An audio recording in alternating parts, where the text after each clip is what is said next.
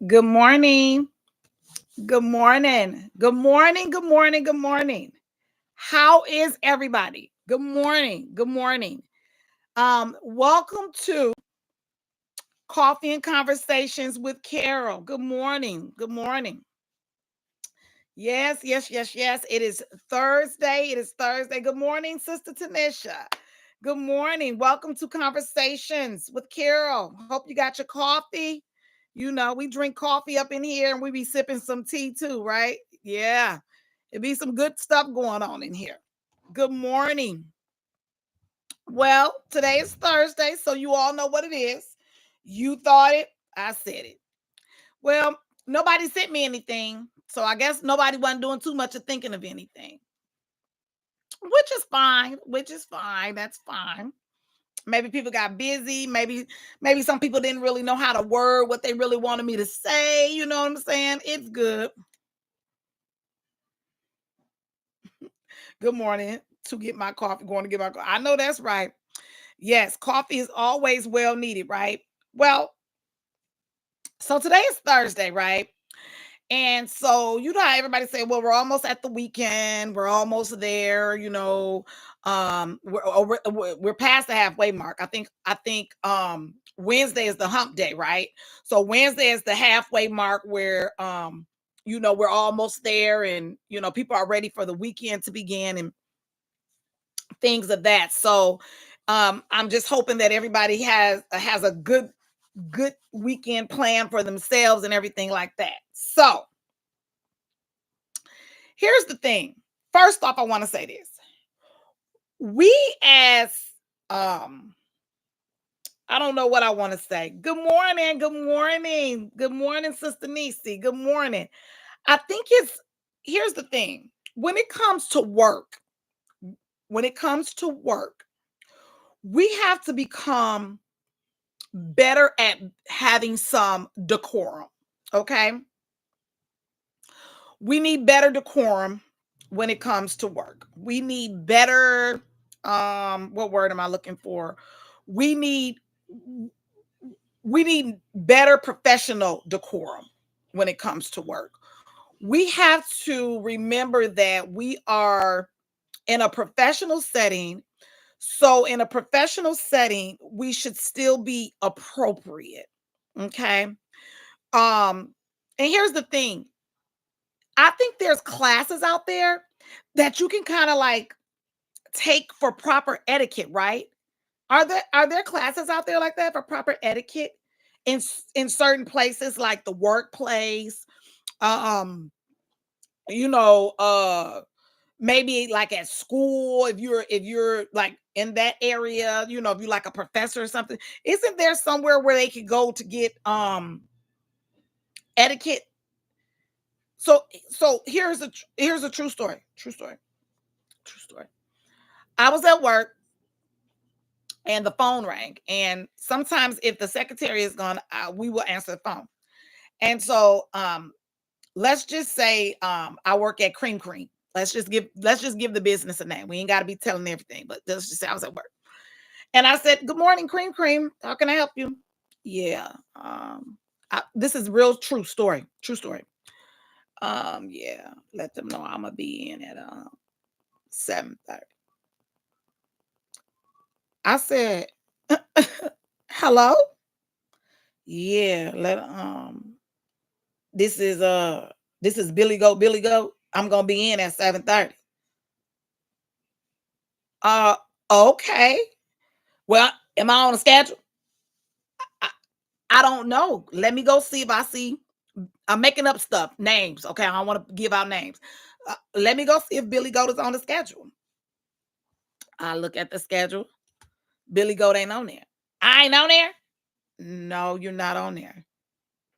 Am I on there for second shift? No, you're not on for second shift. Can you take a picture of that schedule and send it to me? Um, no, I cannot. Am I on there for tomorrow? No. Would you like to call Giraffe to see if you're on there or why you're not on there? As a matter of fact, ain't you, Billy Go, ain't you the one that kind of called in 2 days in a row. Yeah, and they very aware of that. Well, that's probably why you ain't on here. Maybe your emergency that you had 2 days in a row maybe left them not on there. Yeah, whatever, whatever, whatever. And I'm just like, are you serious? This is how you call a job? Let me know. I have a friend who started a new position, same company. It's a change of scenery and professionalism. He need classes. Good morning. Yeah, because good morning, Sister Janine. I'm just like, I don't think that's how you supposed to. If I would call a job, these young kids in pictures, you don't remember their schedule. I- right. They don't remember their schedule. My thing is, first thing, if I call in, Carol calls in, I'm gonna say good morning, Starbucks, good morning, wherever I'm working. Hi, this is Carol. I'm calling my shift, or I'm calling to let you know I'm running late. Something of that nature. You calling me to tell me you're gonna be late. Your name ain't even on the schedule. So what difference does it make? You're not even on here.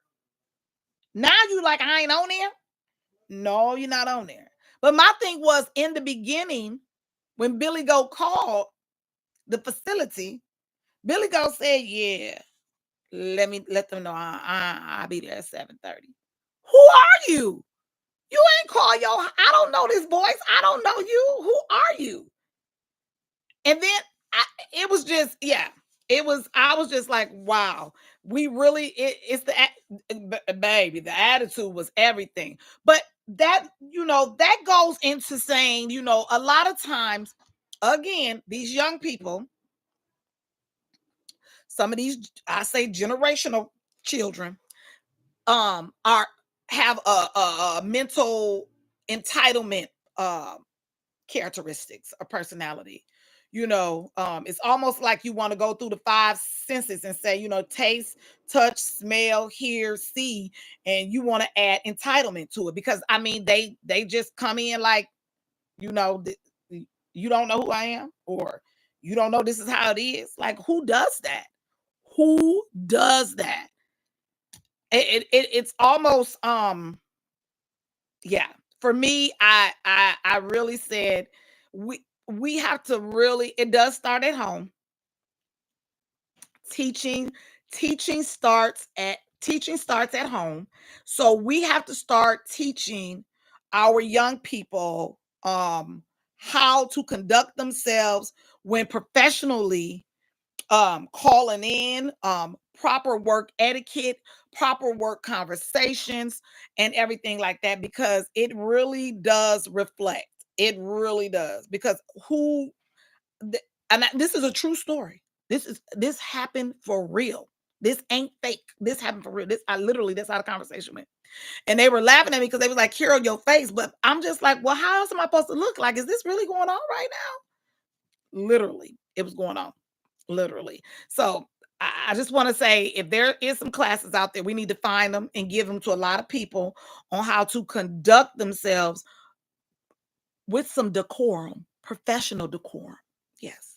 With, be appropriate about it. But since today is the Sister Nisi said, you are correct. Professionalism is out of the door these days. Some days I'm embarrassed by the coworkers I have. Their bad attitude makes us all look bad. They are the ones who cause more rules. Yeah, bad coworkers do cause more rules. They do cause more rules, because now they got to make more rules for this person in order to correct the behavior, because it gets out of hand. And so in order to correct that behavior, they have to put more rules in place. And then who are the people who really suffer? It's the people who are following the rules, or doing their best to do what's right. It's the people that are following the rules. That's how it always goes. People who follow the rules always have to fall under that banner of, well, we're making these corrections and you're going to fall under them. But you know what I'm saying? It is what it is. So, hey, that's where we are. So, good morning. Good morning. Here's a question I have for everybody. Oh, Sister Pooh came in. I just want to add that it's truly not just the younger generation either. There are some of the other generations that wish they were retired or didn't have to work, and they don't show. Well, and you are right. We have some older people who are mad because they still got to work. So they come to work mad. They come, hey sis, they come to work mad. They come to work upset because they still got to work. They come to work because they don't even like how because they got to, not even because they got to work. Pooh, you're very right there. They mad because they got who they got to work with. Um, Pretty much just etiquette, work etiquette has gone out the window, period. Work etiquette. It has gone out of the window. Being professional, being appropriate at work, being nice at work, all of that has gone out of the window. Period, point blank. It's gone out of the window. They don't even care that is going on. All of that is gone out of the window. Point blank, period. That pretty much has gone out of the window. Um, I agree with everything you said. Well said, well said. Yep. Nisi and Pooh are agreeing because it is some of those people too. Yes. My daughter, she calls me every day at 8:30. I don't know why. And they know that I'm on here doing coffee and conversation. They just my family. Yeah. This is every day I'm on here at 8:30. It's 8:30 to 9 o'clock. And they call me. They call me every day. Mhm. Yeah, they call me. They don't even care. They just keep, and I have to keep ending the call, but they don't care. They don't care that I'm live. But I totally agree. So here's a question. Since I didn't get anybody with you thought it, I said it. Here's a question. Can perfection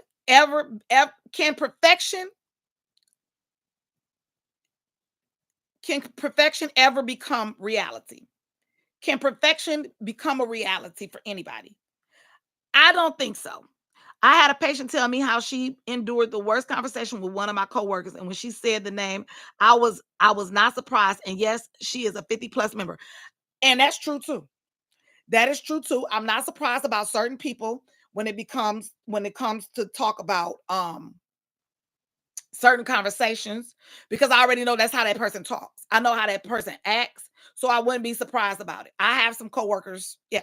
You're not gonna be surprised about it because you know that's how they're gonna be. I think they like the shout out. Oh, they like me shouting them out. That's probably what they like, and I shout them out too. They just all of them. They don't care. But I think when you think about what we're talking about when it comes to proper etiquette, people just being appropriate. I wonder, can perfection ever become reality? And I don't think that it can. I don't think people are ever perfect at anything. I think that you always have to have a mind of willing to learn and continuous learning. I don't think that perfection can ever become a reality. You're never perfect. I'm a Virgo. We expect perfection, but at 50, but at 50, no, it's not possible. I can't see past this little thing right here you got there. Got to get it up so I can see it. Yeah, that's what you said. I'm a Virgo. We expect perfection, but at 50, I know it's not possible. I, I don't think perfection is. I don't think perfection can ever become reality because I think you're always learning something, right? Something new is always happening. You're always gonna, improve in areas. So I don't think perfection can ever become something that's a reality. I think when people say it's perfect to me or when people say it's perfect for me, I think of that the beauty is in the eye of the beholder. And the reason I say it and compare to that because when you talk about beauty in the eye of the beholder, who's ever beholding what they're beholding and they think is beautiful is that's own person's perception. And so you can never really tell someone their perception is wrong. So I think that perfection, um, it only can become reality into those who perceive that they are perfect at it. But I don't think people are. But I think it's that person's reality, right? Because a person's reality is their reality. It's not really what you know to be reality. It's what they believe reality is. Or do you disagree? That's a thought for you, right? Because you'll say, well, is that really reality? Can you really tell somebody that it's not? If they say I'm perfect at baking this cake or making this food, like for me, I know how to cook. So I'm good at cooking. I'm great at cooking. Will I say I'm perfect at cooking? I don't know. I got some bad days where I don't feel like cooking. So maybe the meal ain't gonna come out right or something of that nature, or something might happen. So, but that's my perception. I believe I'm a great cook. And people tell me I'm a great cook. So you didn't got a few people to pat you on your back, you believe it. So can perfection ever become reality? What say you? Sister Nisi said she's a Virgo and we expect perfection, but at 50, she know it's not possible. What say you? Do you think that perfection will ever become reality? Do you think that perfection will ever become reality? I say no. I say no. I say no. And you'll have some people that say, well, Carol, I'm perfect. And I'll say, yep. And beauty is in the eye of the beholder. So guess what? If you say you perfect, that's you. I don't believe that you can ever become perfect. And I don't think it will ever become reality because I feel like we all have areas that we need to improve in. Whether we at 95% and we got 5% to go, or whether we're at 30% and we got 70% to go. I think that everyone has something to learn. Not at all. I agree with you, Sister Janine. Not at all. What's what say you? May May and Tanisha, do you have a thought on can perfection ever become reality? Good morning. Good morning, T Rex. Good morning. Thank you for joining. What say you? Do you ever think perfection can ever become reality? Thank you for joining this morning. What say you? Sister Janine said, we are ever changing. We are. We change a lot. Who said I'm an 85% girl? Look, I am an 85% girl. I'm an 85% girl too. I think that I always say, like, look, this is where I'm at, and I can always improve, but I don't think I ever get that extra 15%. I just always leave it open for more things to learn. I love having room to grow and room to understand, so I keep my 85. And the crazy thing is, at work when they say that, I always say that. If I'm getting my evaluation, I always say I'm at 85 because you're never at 100. Sister Tanisha says, no, life is a journey, not a destination. We are growing every day. That's hard to say, Ma. Perfection is hard to maintain. So are you maintaining perfection? So are we just perfect and we have to maintain it? Or can perfection ever become reality? I don't You said it's hard to maintain. So if you're saying it's hard to maintain, you already perfect then? So you just maintain it like a car? Because a car you buy new sometimes. So what if you buy a new car? A car breaks down, right? So you have to maintain a car. So are you saying we're perfect and we have to maintain it? I don't know, T. Clean that up. Explain that a little bit more. Yes, I learn something new every day and always open to improvement and growth. That's Sister Nisi there. I I I'm always open to growth. I like those answers about growth because growth lets you know that you are um what word do I want to say? That you're still growing, but that you are able to accept and understand shortcomings. Because if you're not able to understand and accept shortcomings, that can be a problem, right? If you're not able, let's just say constructive criticism, that could be a problem. You would definitely have to maintain if that person felt they achieved it. Well, Brother Terrence said, excuse me, Brother Terrence said, that's hard to say, Ma. Perfection is hard to maintain. And Sister Janine said, you would definitely have to maintain if that person felt they achieved it. Brother Terrence says, we all start off perfect, but because of sin and temptation, it taints our perfection. Mm, mm. So, Brother Terrence said, we all start off perfect, but because of sin and temptation, it taints our perfection. So what you're saying is we all start off perfect. I'm hearing what you're saying, so I'm going to give it back to you the way you gave it. And then because of sin and temptation, it taints it. And so with this tainting, we become unperfect or imperfect.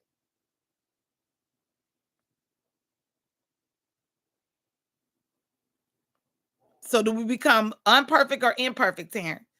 So because it taints our perfection. You said we Brother Terrence said we all start off perfect. He said, but because of sin and temptation, it taints our perfection. He is right also. I get what he's saying. I agree.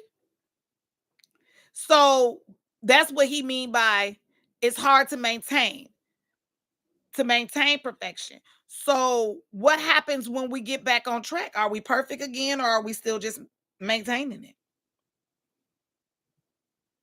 Interesting. Very interesting. Sister Nisi said those are two different conversations, but I get it. Yeah, they are, because if you start off, so can perfection ever become reality? That's the question. So Sister Nisi said those are two different conversations, and it is, because he's saying we start off perfect, but because of sin and temptation, it taints our perfection. But I get where he's going with it. So my mind have went somewhere else with it. And I think that's where Sister Nisi mind is at. So that's why I'm saying I think it's two. We could become imperfect. Our innocence is what's made us perfect once. That's taken it. Okay. Brother Terrence said we become imperfect. Our innocence is what made us perfect once. Once that's taken, it's up to us to maintain our perfection. Here, I'm going to put it this way. I think that when you are dealing with perfection in the spiritual realm, it's dealt differently, because in the spiritual realm, things are different. When we talk about can perfection ever become reality, I'm saying here in this earthly, down on earth, can we ever be perfect? And so when you think about in the eye of the beholder, I'm going to get to you, Pooh. When you think about in the eye of the beholder, a person who says, beauty is in the eye of the beholder. So what you thinking is beauty is what it is for you. And I believe that if you obtain perfection, then you don't have any room to grow, because you're already great at it or good at it, and you don't want to hear what anybody else got to say, because I'm great at this. Sister Pooh said those that have the idea that they are perfection, that is all well and good, but I just think you don't give yourself room. That's what I believe. I believe that if your perception becomes that your reality is perfect, then you don't leave room to grow, or you don't leave room to learn. And there's always learning, because everybody's not the same, right? And so we always are learning how to either do things different. We are learning how to improve on ourselves, to accept things differently, and to know that the world is made up of so many different people that we have to learn really how to get along. We have to learn how to agree to disagree. We have to learn those things too. We have to learn how to agree to disagree. And so in learning those things, I don't think that perfection can ever become reality, because we're too busy learning all the time. And if you start saying 2 + 2 is 4, and 2 + 2 is 4, you don't leave room to find out what 5 + 5 is, because now you stuck on 2 + 2. So you don't want to know 5 + 5, because hey, 2 + 2 is 4, and that's all I need. So I totally see that. And Brother Terrence, with the imperfect or the innocence, I get it, because as a child is innocent. But then when the child is influenced, or the child starts learning, some of that innocence gets out of the way, right? Especially when they start making choices that's not so innocent. And not that they making the choices because they don't know. Again, we make choices because that's what we choose, especially when we do know. And at a certain age, when you come out of that child age and teenage age, and a lot of times our choices become really what we want to do, and who we're becoming. May not be always the right choices, but when we make those choices, that kind of develops our character as well and our personality, right? Especially if it's the wrong choice. Because if it's the wrong choice, then we kind of learn from that, right? We learn from that mistake and we grow in that area, right? And so as we grow in that area because of that mistake, we begin to build our personality and our characteristics, and it comes out of that. So I believe that we are perfect in certain areas when we think about spiritually and things of that nature. But when we talk about can it become a reality, I don't think not as this, no, because I think we're here for a purpose, and I think that in order to reach our purpose, we have to have room for growth, if that makes sense. I think that that's how I want to put that. In order for us to reach that, we have to have a room for growth. So no, can perfection ever become reality? For me, no. But hey, everybody has their own opinion, and I respect other people's opinion. But I believe for me, I would say no. So for Carol, I would say no. All right. Well, good conversation. Nobody inboxed me on you thought it, I said it today. So we came to you today with just a real deep thought. Can perfection ever become reality? I thank you guys for engaging. I thank you guys for joining in with me today. Your affirmation for today is: the world needs my light, and I am not afraid to let it shine. The world needs your light, so don't be afraid to let it shine. All right. The world needs our light. So don't be afraid to let it shine. All right. So always try to be a light to someone, because you never know, somebody might be somewhere in the dark having a bad day. And you never know, your light shining can bring them out of that. Okay. And I know people, that in church used to sing, this little light of mine, I'm gonna let it shine. And that's that light that Jesus gives everybody. And sometimes they need it. You know what I'm saying? God is here and he is awakening a lot of people and a lot of things. And sometimes we just have to let that light shine, that goodness come out, because you never know what type of gloomy day someone's having. Even if the sun is out, shining bright. Sometimes people are not even thinking about that sun that's shining, because they are in their own head, in their own space. So I thank you all for joining me on today. And just remember, the world needs your light, and you should not be afraid to let it shine. Shine in everything that you do. Okay, thank you for joining me. Coffee and Conversations with Carol. I also want you to know to live, love, never ever stop laughing. Good morning, Spirit. We're wrapping up, but thank you for joining. So I want you to continue to live, love, never ever stop laughing. Find some room to forgive, and just everybody love on each other. Love on your loved ones. You never know, what tomorrow may bring. So if you need to make something right, make it right. You know what I'm saying? Make it right. I ain't saying you got to call a person every day and go back to how it was, but make it right. Make it right. If you need to mend them fences, mend them. You know what I'm saying? Because tomorrow's not promised to anybody. So you never know. And that's why I'm going to tell you guys, I love you. All right. I will see you tomorrow, 8:30 a.m. It is Friday, and we'll see what we're talking about on tomorrow. Okay. You guys have a great day. Bye-bye.